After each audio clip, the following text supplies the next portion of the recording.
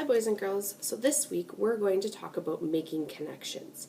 So making connections has to do with making a connection to yourself, so things that you do that may have happened in a book. Making a connection to text, so another book. So something that maybe another character has done in the book, or maybe a character that the author continues within other stories. Another one is making a connection to the world, so things that have happened out in the world, maybe when you're out shopping or at the playground. And lastly, making a connection to media, so like that'd be TV or something you watched on YouTube or on a movie. So today I'm going to read you the story David Goes to School by David Shannon.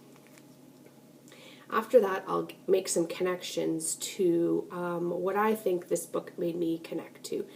And then on the next slide in your notes, you'll see a little anchor chart so that you can have a look at that as well. So here we go. David Goes to School by David Shannon.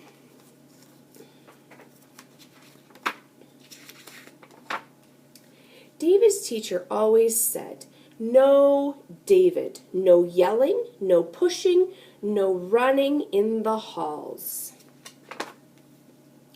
David, you're tardy. Sit down, David. Don't chew gum in class. David, raise your hand. Keep your hands to yourself. Pay attention. Wait your turn, David. I don't care who started it. David, recess is over. Shh. Again.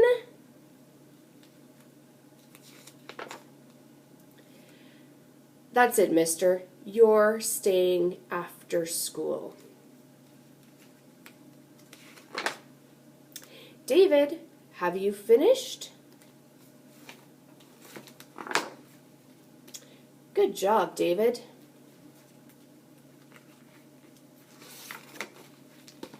Yes, David, you can go home now.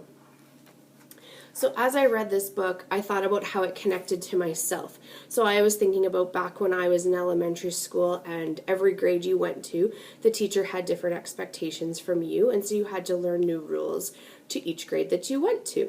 So then I thought about another book that this reminded me of, and that was No, David. So when David was always not following the rules and getting into trouble, it seems like in both of these books, David Goes to School and No, David, he always seems to be getting himself into some kind of trouble.